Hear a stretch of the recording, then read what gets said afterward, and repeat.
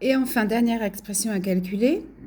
D'accord? Donc, j'ai ici une fraction dont le numérateur est lui-même un calcul de fraction, donc une addition entre 2 tiers et 8 douzièmes, et le dénominateur de ma fraction, c'est 2 cinquièmes.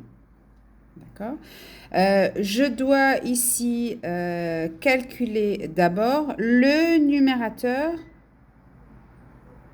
de ma fraction. Donc, si je réécris cette expression,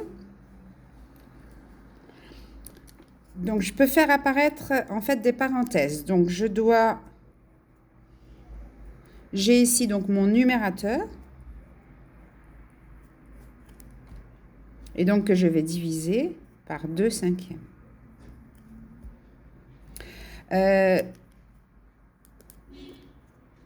J'ai ici, donc, je dois d'abord effectuer le calcul entre parenthèses. C'est une addition de fractions.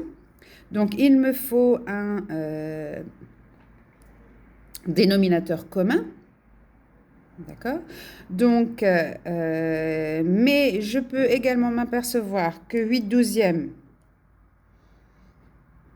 peut être simplifié,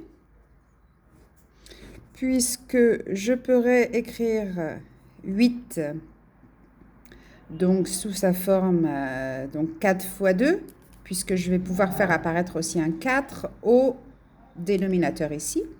Donc 4 fois 2 et 12 qui est 4 fois 3.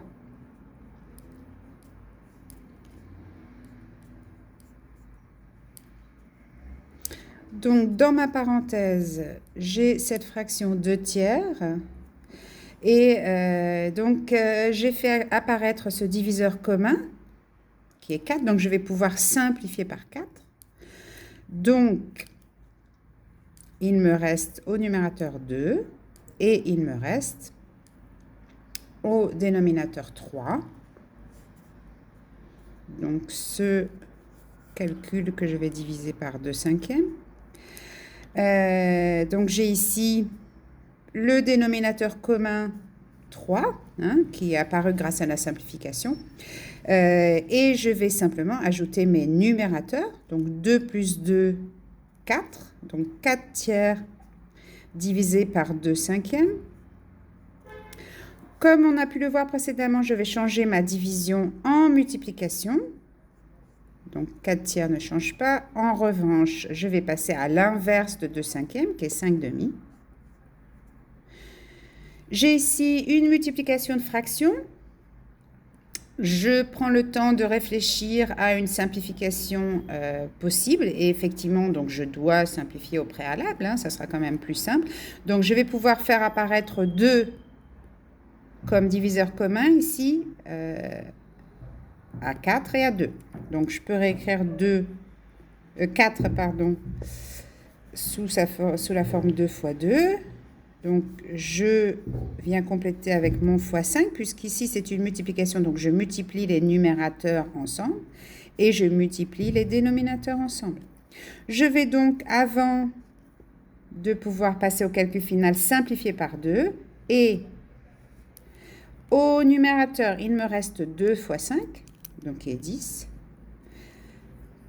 Le dénominateur, donc, est 3. Et voici mon résultat final, 10 tiers, qui est une fraction irréductible. J'espère qu'avec ces quelques vidéos, le calcul fractionnaire n'a plus de secret pour vous et que lors d'une prochaine évaluation, donc vous réussirez mieux donc toute cette partie calcul.